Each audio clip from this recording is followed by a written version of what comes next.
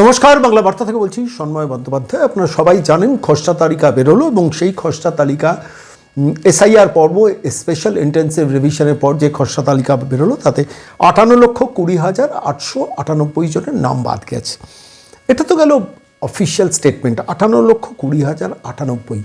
এবং এই বাদ দেওয়ার পর যে ভোটার তালিকা বেরোলো সেই ভোটার তালিকায় দেখা গেল এ রাজ্যের দক্ষিণ 24 পরগনার বৃহত্তম জেলা, মানে বৃহত্তম জেলা বলতে একদম 1 নম্বরে পৌঁছলো, যেখানে 8,18,432 জনের নাম বাদ গেল। এবং তারপরেই রয়েছে উত্তর 24 পরগনা জেলা, যেখানে 7,92,133 জনের নাম বাদ গেল।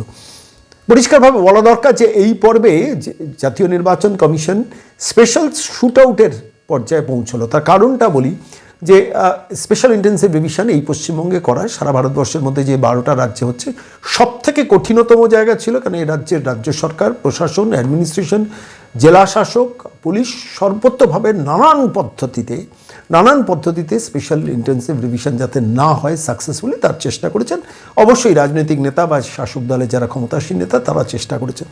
সেই পর্যায়ে দাঁড়িয়ে 58,20,898 এর সংখ্যাটাও খুব কম নয়। আমি কেন এই কথাটা বলছি পরে বলছি, কিন্তু তার আগে বলি এরপরে যে স্টেজটা শুরু হচ্ছে, কেন আমি স্পেশাল এই পেনাল্টি শুট আউট বলছি, কেন জাতীয় নির্বাচন কমিশন এবার বিএলওদের মারফত বিভিন্ন লোকজনকে ডেকে পাঠাচ্ছেন যারা ভোটার, যাদের সম্বন্ধে সামান্য সন্দেহ আছে।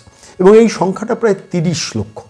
আবার বলছি এই সংখ্যাটা প্রায় 30 লক্ষ। কাদের ডাকা হচ্ছে আপনারা জানেন, যে তাদের ডাকা হচ্ছে যাদের ম্যাপিংয়ে কোনো গণ্ডগোল আছে, কোনো না কোনোভাবে গণ্ডগোল আছে, বা ম্যাপিং দিতেই পারেননি, মানে নিজের নামটা দিয়ে ছেড়ে দিয়েছেন, কোনো রুট দিতে পারেননি, 2002-এর কোনো রুট দিতে পারেননি। এবার তাদের ডকুমেন্ট প্রেজেন্টেশনের ব্যাপার, এবং সেই তথ্যগুলো নির্দিষ্ট প্রেসক্রাইব যে 12টা না 13টা আছে ডকুমেন্টস আছে, সেইগুলোকে জাতীয় নির্বাচন কমিশনে যে শুনানি হবে চিফ ইলেকটোরাল অফিসারের নেতৃত্বে সারা পশ্চিমবঙ্গ জুড়ে, সেখানে তাদের হাজির হতে হবে, সেগুলো উপস্থিত করে সেই ডকুমেন্টগুলো দিতে হবে, এবং তারপর সেগুলো সঙ্গে সঙ্গে আপলোডেড হবে, এবং সেই আপলোডেড হওয়ার পরই তারপর নির্বাচন কমিশনের সার্ভারে চলে যাবে, এবং ইআরওদের লেভেলে এর ডিসিশনটা হবে, এবং সেই ডিসিশনের ভিত্তিতে কে ভোটার নন এই 30 লক্ষের মধ্যে সিদ্ধান্ত হবে।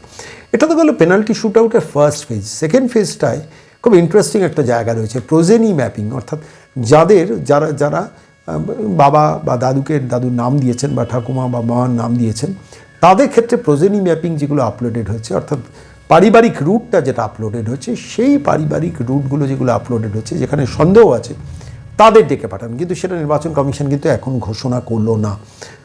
16 তারিখ লক্ষ্যমাত্রা অনুযায়ী একদম নির্দিষ্ট দিনে জাতীয় নির্বাচন কমিশন পশ্চিমবঙ্গের খসড়া তালিকা বার করে দিল, এবং বার করার পর আমরা দেখলাম মনোজ আগরওয়াল তার টিমকে নিয়ে একটা প্রেস কনফারেন্স করলেন, এবং সেই প্রেস কনফারেন্সের পর জানিয়ে দেওয়া হলো প্র্যাকটিক্যালি 7 দিনের মধ্যে থেকে ভোটাররা নির্দিষ্ট যেখানে ইআরওরা বসবেন সেখানে ডাক পাবেন, এবং সেখানে তাদের নির্দিষ্ট নথি নিয়ে তথ্য নিয়ে সেখানে হাজির হতে হবে। তাহলে কত সংখ্যা বাদ যেতে পারে সেটা নিয়ে তো বিস্তর কল্পনা, বিস্তর আলোচনা, প্রচুর মানুষ প্রচুর প্রেডিকশনও করছেন যে এত বাদ যেতে পারে, কিন্তু 58 লক্ষতেই কি থেমে থাকবে? না, থেমে থাকবে না। সে সংখ্যাটা একটা অন্য জায়গায় পৌঁছবে, কিন্তু কততে পৌঁছবে সেটা এক্ষুনি বলার সময় নয়, বলছেন স্পেশাল রোল অবজারভার সুব্রত গুপ্ত। সঙ্গত কারণেই বলছেন কে নথি দেবেন না, কে কোন নথিটা থাকবে না। কিন্তু এই আরও বিডিও র্যাঙ্কের যারা অফিসার এবং ইআরও যারা এসডিও র্যাঙ্কের অফিসার, তারা কি কোনো জালিয়াতি করতে পারেন? জালিয়াতি ধরার প্রসেস এবং সিস্টেম কিন্তু জাতীয় নির্বাচন তাদের সার্ভারে গড়ে তুলেছেন। ফলত স্বাভাবিকভাবে যে কোনো বিডিও যদি কোনো রকম জালিয়াতিকে সমর্থন করেন, তখন কিন্তু তিনি সংকটে পড়বেন, সমস্যায় পড়বেন। তার পরিস্থিতি কিন্তু জাতীয় নির্বাচন কমিশন তৈরি করে রেখেছে। দেখুন, এসআইআর হতে দেবো না বলে বিস্তর চেঁচামেচি করলো, তো পশ্চিমবঙ্গে শেষ পর্যন্ত এসআইআরটা হলো, শেষ পর্যন্ত খসড়া তালিকাটা বেরোলো, খসড়া তালিকায় 58 লক্ষের মানুষের নাম বাদ গেল। এবার কতজন স্ক্রুটিনির আওতায় আছেন আমি তথ্যটা আপনাদের কাছে খুব সংক্ষেপে দেবো। এই মুহূর্তে দাঁড়িয়ে প্রোজেনি ম্যাপিং যারা করেছেন সেই সংখ্যাটা হচ্ছে 3,84,55,939 জন। সেলফি যারা, অর্থাৎ সেলফ ম্যাপিং যারা করেছেন, নিজের নাম 2002 ছিল, সংখ্যাটা 2,93,69,188। নির্বাচন কমিশন মনে করছেন যে প্রোজেনি ম্যাপিং যেটা, অর্থাৎ পারিবারিক লিঙ্ক যেটা, 3,84,55,939 জন যারা প্রোজেনি ম্যাপিং দিয়েছেন, সেখানে বিস্তর সন্দেহের জায়গা তৈরি হয়েছে। কিন্তু নির্বাচন কমিশন কি এখনই এদের ডাকছেন না? এখন এদের ডাকছেন না। এটা জেনে রাখা ভালো যে প্রথমে তো 30 লক্ষ মানুষকে যাদের ডাকা হচ্ছে, যাদের বিএলও মারফত দেখা হচ্ছে, প্রত্যেক বিএলওকে বলা হয়েছে বুথে বসার জন্য তালিকা নিয়ে। যে 58 লক্ষ নাম মানুষ বাদ গেছেন, তাদের মধ্যে শিফটেড মানুষের ভোটারের নাম বাদ গেছে 19,88,076 জনের। যারা মারা গেছেন সেই সংখ্যাটা 24,16,852। ডুপ্লিকেট যারা 1,38,328। নিখোঁজ যারা সেই সংখ্যাটা 12,20,038 জন, এবং অন্যান্য হচ্ছে 57,604। এই মিলিয়ে সব মিলিয়ে হচ্ছে 58,20,898। টোটাল ভোটার কত ছিল এবারে? টোটাল ভোটারের সংখ্যা হচ্ছে 7,66,37,529। 2025-এর 1 জানুয়ারি হিসেব অনুযায়ী 7,66,37,529। সেখান থেকে 58 লক্ষ কমার ফলে টোটাল ভোটারের সংখ্যা দাঁড়িয়েছে এই মুহূর্তে দাঁড়িয়ে 7,08,16,631। এই সংখ্যা কি আরও কমবে? অর্থাৎ এই সংখ্যাটা এই বাতিলের তালিকায় আরও যাবে? হ্যাঁ, অবশ্যই বাতিলের তালিকায় যাবে। কিভাবে যাবে, কোন পথে যাবে, নির্বাচন কমিশন কিন্তু খোলসা করল না। ফলত তৃণমূল কংগ্রেস যারা এই চুরির চৌর্যবৃত্তির কাজটা শুরু করেছেন সেইখানে কিন্তু তারা ঘেঁটে গেছেন, ইতিমধ্যে অনেকটা ঘেঁটে গেছেন। তার কারণ যে দক্ষিণ চব্বিশ পরগনা জেলায় জালিয়াতির স্বর্গরাজ্য ভাইপো সাম্রাজ্য গড়ে তুলেছেন। দেখুন, সারা পশ্চিমবঙ্গের 24টা জেলার মধ্যে সব থেকে বেশি হলো কিন্তু দক্ষিণ চব্বিশ পরগনা। কোনো জেলায় এত নেই। দক্ষিণ চব্বিশ পরগনার পর আছে উত্তর চব্বিশ পরগনা। দক্ষিণ চব্বিশ পরগনায় বাদ গেছে 8,18,432। তারপরেই উত্তর চব্বিশ পরগনা, যেখানে বাদ গেছে 7,99,133। অন্যান্য জেলাগুলো কী অবস্থা আমি একটু সংক্ষেপে বলে নিই। কোচবিহারে যেমন বাদ গেছে 1,13,370 জনের নাম। দার্জিলিংয়ে 1,22,214।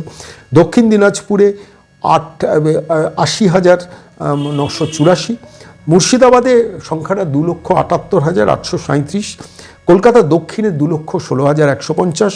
হাওড়াতে 4,47,341। পূর্ব মেদিনীপুরে 1,41,936। পুরুলিয়াতে 1,83,416। পূর্ব বর্ধমানে 2,08,075। আলিপুরদুয়ারে 95,286। ঝাড়গ্রামে 52,786। জলপাইগুড়ি 1,33,107। উত্তর দিনাজপুর 1,70,557। মালদহতে 2,01,873। নদিয়াতে 2,16,623। কলকাতা উত্তরে 3,90,390। হুগলিতে 3,18,874। পশ্চিম মেদিনীপুরে 2,03,341। বাঁকুড়াতে 1,32,821। বীরভূমে 1,78,876। কালিম্পংয়ে 17,331। পশ্চিম বর্ধমানে 3,06,146। হিসাব করে দেখছিলাম, দক্ষিণ চব্বিশ পরগনার পর উত্তর চব্বিশ পরগনা, তারপরে আছে উত্তর কলকাতা, দক্ষিণ কলকাতা, হুগলি, হাওড়া, পূর্ব বর্ধমান এবং পশ্চিম বর্ধমান। এদের সংখ্যাটা মারাত্মক। তারপর আছে মুর্শিদাবাদ এবং মালদা। কিন্তু প্রশ্নটা হচ্ছে, এই ডিলিশনের পরও আর কি ডিলিশন আছে? অবশ্যই ডিলিশন আছে। সেটা কোন পর্বে? নির্বাচন কমিশন কিন্তু খোলসা করলো না। নির্বাচন কমিশনের আমি যারা স্পেশাল রোল অবজার্ভার তাঁর একটু বক্তব্যটা আমি শুনছিলাম এই প্রসঙ্গে, যে জাতীয় নির্বাচন কমিশন বলছে প্রথমত আমরা 30 লক্ষের নাম বাদ, মানে 30 লক্ষর নামকে আমরা স্ক্রুটিনির আওতায় নিয়ে আসবো। তাদের ডেটা ডকুমেন্ট আমরা সমস্ত কিছু চেক করব। জাতীয় নির্বাচন কমিশনের তরফ থেকে সুব্রত গুপ্ত, যিনি স্পেশাল রোল অবজারভার, খুব ইন্টারেস্টিং একটা মন্তব্য করেছেন, আমি আপনাদের শোনাবো। যেখানে দাঁড়িয়ে বলছেন যে আমরা প্রাইমারিলি এই 30 লক্ষকে ডেকে পাঠাবো, ডেকে পাঠিয়ে তাদের সমস্ত ডেটা ডকুমেন্ট চেকিংটা করব। এরপর আমরা জাতীয় নির্বাচন কমিশন যে নির্দেশিকা দেবেন, ভালো করে খেয়াল করবেন, শেষকালে তিনি বলছেন জাতীয় নির্বাচন কমিশন যে নির্দেশিকা দেবেন, কাদের ডেকে পাঠানো হবে এবং কী চেকিং হবে, তারপর সেটা আমরা সেই অনুযায়ী ডাকবো। অর্থাৎ ফার্স্ট ফেজটা হচ্ছে 30 লক্ষ যাদের ম্যাপিং নেই বা যাদের ম্যাপিংয়ে খসড়া তালিকায় নাম উঠেছে, কোনো গণ্ডগোল আছে, সে তাদের ডেকানো যায়। ফাইনালি প্রাথমিকভাবে নির্বাচন কমিশন কিন্তু পেনাল্টি শুট আউটের এই পর্বটা খুব টেকনিক্যালি করলেন। কেন করলেন বলছি, কিন্তু তার আগে স্পেশাল রোল অবজারভার সুব্রত গুপ্ত কি বলেছেন একটু শুনে নেব। 30 লক্ষ মানুষ আছেন যারা 2002 রোলের সাথে তাদের সম্পর্ক দেখাতে পারেননি, তাদের হিয়ারিংয়ে ডাকা হবে এবং তারা তাদের যে দলিল বা যা ডকুমেন্ট আছে সেটা প্রডিউস করে তারা তাদের ক্লেম করবেন এবং সেটা শুনানির পরে ধার্য হবে যে তার নাম থাকবে কি থাকবে না। অনেকে বলছে যে 2 কোটি বেশিও নাম বাদ যেতে পারে, স্যার কি বলবেন? না, আমি এরকম কোনো ফিগার দিতে পারবো না। দেখুন, বাদ গেছে ড্রাফট রোল থেকে 58 লক্ষ নাম। তারা অ্যাবসেন্ট, ডেড, শিফটেড বা ডুপ্লিকেট, এই নামগুলো বাদ গেছে 58 লক্ষ। কালকে ড্রাফট রোল যেটা পাবলিশ হবে তাতে এই 58 লক্ষ লোকের নাম থাকবে না। এছাড়াও প্রায় 30 লক্ষ মানুষ আছেন যারা 2002 রোলের সাথে তাদের সম্পর্ক দেখাতে পারেননি, তাদের হিয়ারিংয়ে ডাকা হবে এবং তারা তাদের যে দলিল বা যা ডকুমেন্ট আছে সেটা প্রডিউস করে তারা তাদের ক্লেম করবেন এবং সেটা শুনানির পরে ধার্য হবে যে তার নাম থাকবে কি থাকবে না। এছাড়া আপনি যে লজিক্যাল ডিসক্রিপেন্সি বলছেন, এটা হচ্ছে 1,36,00,000 মতো। এর মধ্যে বিভিন্ন কারণে ডিসক্রিপেন্সি হয়েছে। কিছু হয়েছে মানে প্রযুক্তিগত কারণে হয়েছে, ডেটার কিছু ভুল আছে সেজন্য হয়েছে, আবার কিছু জেনুইন মিস্টেকও আছে। তো এই সব মিস্টেকগুলো ঠিক করার জন্য আমরা ইলেকশন কমিশন নির্দেশের জন্য অপেক্ষা করছি। তারা জানালে তা এর মধ্যে থেকে যেগুলো যেগুলো দরকার সেগুলো আমরা মানে হিয়ারিংয়ে তাদের ডাকা হবে, তাদের সুযোগ দেওয়া হবে। আপনারা শুনলেন সুব্রত গুপ্ত স্পেশাল রোল অবজারভার বললেন যে 30 লক্ষ মানুষকে ডাকা হবে। এই 30 লক্ষের নাম কি এই খসড়া তালিকা আছে? হ্যাঁ, অবশ্যই আছে। এটা ভাবার কোনো কারণ নেই। 58 লক্ষের মধ্যে 30 লক্ষ, এই 30 লক্ষ হচ্ছে কিন্তু 7,08,16,631 মধ্যে। ভালো করে খেয়াল করে দেখুন, এটা অনেকে পয়েন্ট আউট করতে পারছেন না। অনেকে ভাবছেন ওই 58 লক্ষ যাদের নাম বাদ গেছে, 58,20,898, তাদের মধ্যে থেকে 30 লক্ষকে ডাকা হচ্ছে না। যাদের খসড়া তালিকায় নাম আছে 7,08,16,631, তাদের মধ্যে থেকে 30 লক্ষকে ডাকা হচ্ছে যারা ম্যাপিং দেয়নি, অর্থাৎ বাবা মা বা কোনো পরিবারের লিঙ্ক না দিয়ে যারা ফর্ম জমা দিয়ে দিয়েছেন, তাদের ডাকা হচ্ছে। এবার এইটা অনেকে বুঝতে পারছেন, অনেকে ভাবছেন এই 30 লাখ বোধহয় ওই 58 লক্ষ থেকে ডাকা হচ্ছে। না, যাদের খসড়া তালিকায় নাম উঠেছে তাদের মধ্যে থেকে প্রথমে 30 লক্ষকে ডাকা হচ্ছে। এবার এই 30 লক্ষের বাইরে 30 লক্ষ শুনানিটা যে মুহূর্তে হয়ে যাবে, এই শুনানির পর আরেকটা পর্বের শুনানি শুরু হবে, যে শুনানিটাই সব থেকে ইন্টারেস্টিং। কীরকম? 15 বছরের বাবা, 40 বছরের দাদু, এরা সব ডাক পাবেন এবং সাথে তারা মানে তাদের নিজেদের দেহ নিয়ে, তাদের পরিচয় নিয়ে, লুকোনো পরিচয় নিয়ে তারপরে তারা নির্বাচন কমিশনের ওই সদর দপ্তরে বা যেখানে শুনানিতে ডাকা হবে সেখানে যাবেন। খুব ইন্টারেস্টিং জায়গা। আমি বলছি 7,08,16,000 মানে সংখ্যাটা আচমকা 66 থেকে 7,08,00,000 নামলো, 7,66,000 থেকে 7,08,00,000 নামলো।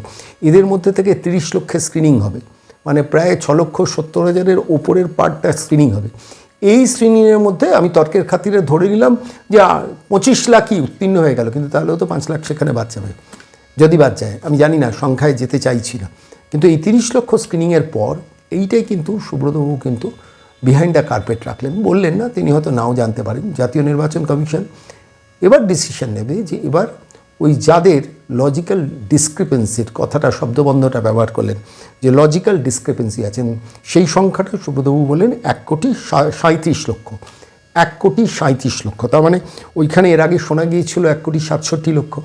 ওইখান থেকে 30 লক্ষকে আগে স্ক্রিনিং করে নিল। এই 30 লক্ষকে নির্বাচন কমিশন ডাকছে। এরপরে পড়ে রইল 1,37,00,000। এই 1,37,00,000-এর মধ্যে technical glitch, technical error, form এন্ট্রিতে ভুল বা এই জাতীয় যে সংশোধনগুলো, সেইগুলোকে আগে স্ক্রিনিং করে বাদ দিয়ে নেওয়া হবে। এরপরে কত মানুষ ডাক পাবেন সে সংখ্যাটা 1 কোটি হতে পারে, সে সংখ্যাটা 50 লাখ হতে পারে, আমি সেই সংখ্যাতেও যাচ্ছি না। কিন্তু ওই 1,37,00,000-এর মধ্যেই এর পরের ফেজে স্ক্রিনিংটা শুরু হবে। এটা অনেকে বুঝতে পারছেন না, তাই আমার মনে হলো আজকে বাংলা বার্তার এই স্পেশাল এপিসোডে বিষয়টা ক্লিয়ার করে দেওয়া দরকার। তাহলে পুরো ব্যাপারটা কী দাঁড়ালো? নির্বাচন কমিশন কিন্তু পেনাল্টি শ্যুট আউটে 2টো পর্বে গেল। একটা পর্ব, এরপর পেনাল্টি শ্যুট আউট শুরু হলো যেখানে 30 লক্ষকে ডাকা হচ্ছে। তারপরে সাডেন ডেথটা শুরু হবে যখন ওই 1,37,00,000-এর মধ্যে 1,37,00,000-এর মধ্যে স্ক্রিনিং করে নেবে। এখন তো সমস্তটাই টেকনোলজি আর সার্ভারের মাধ্যমে হচ্ছে। ধরুন যারা ডাক পাচ্ছেন, এরা কিন্তু ইআরও বলছেন, তবে ডাক পাচ্ছে না। এরা কিন্তু সার্ভার জেনারেটেড সিস্টেমে বলা হচ্ছে যে এদের ডাকো, তাঁরাই ডাক পাচ্ছেন। বিএলওদের হাতে কোনো ক্ষমতা নেই, ইআরওদের হাতে কোনো ক্ষমতা নেই, এইআরওদের হাতে কোনো ক্ষমতা নেই, অর্থাৎ এসডিও কিংবা বিডিও র্যাঙ্কের কোনো অফিসারের হাতে ক্ষমতা নেই কাকে ডাকাবে।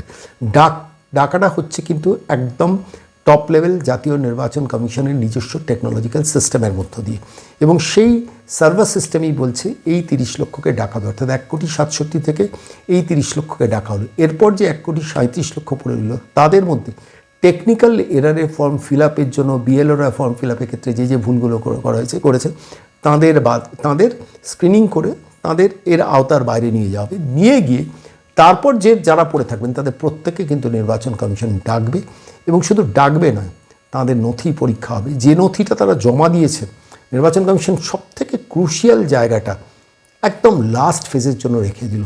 খেয়াল করে দেখুন, আজকে 17 তারিখ, 15ই জানুয়ারি পর্যন্ত এর শুনানি হবে।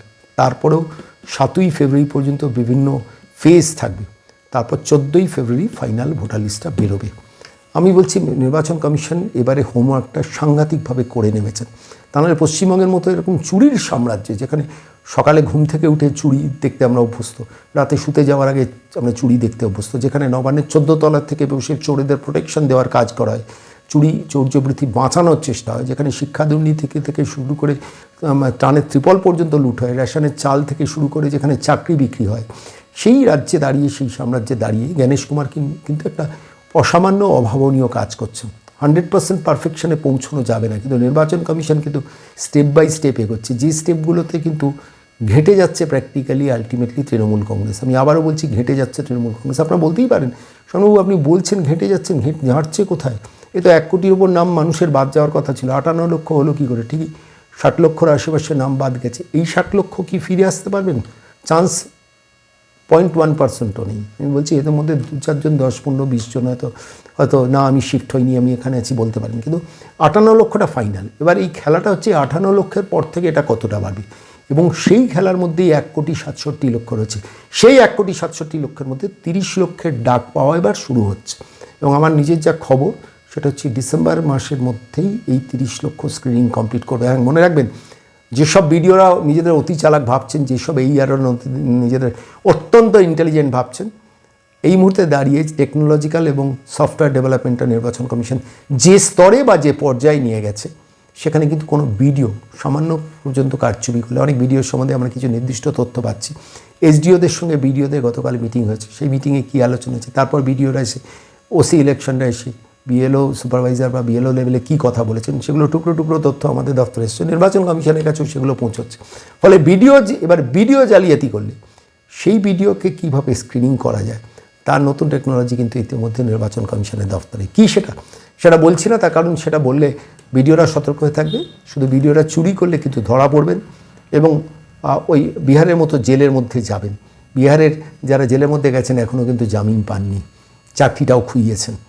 ফলে সাধু সাবধান, এটুকুই বলতে পারি। খুব ইন্টারেস্টিং জায়গায় পেনাল্টি শুট আউট, তারপর সাডেন ডেথ। এসআইআরটা হলো, এসআইআর হতে দেবো না বলেছিলেন, একজন ভোটারকেও বাদ দিতে দেবো না বলেছিলেন, 58,20,898 জন বাদ গেল। এসআইআর হতে দেবো না, খসড়া তালিকা বের হলো, শেষ পর্যন্ত 80,000-এর ওপর বিএলও কাজ করলেন, বিএলও সুপারভাইজাররা কাজ করলেন। প্রচুর বিডিও তারা জালিয়াতিতে অংশগ্রহণ করেছেন, তাদের তালিকা ইতিমধ্যে নির্বাচন কমিশনের হাতে তৈরি। খুব দ্রুত হয়তো তাদের বিরুদ্ধে ব্যবস্থা নিতে চলেছে নির্বাচন কমিশন। কিন্তু এই শুনানি পর্বে তাদের একটা অগ্নি পরীক্ষা, সেই অগ্নি পরীক্ষা তারা পাশ করেন কিনা সেদিকেও নজর রাখছে নির্বাচন কমিশন। আর আপনাদের নজর থাকুক প্রতিদিন সকালে বাংলা বার্তায় সকাল 8টায়। কোনো গল্প নয়, কোনো কথন নয়, শুধুমাত্র তথ্যভিত্তিক বিশ্লেষণ নিয়ে প্রতিদিন ফিরে আসবো সকাল 8টায়।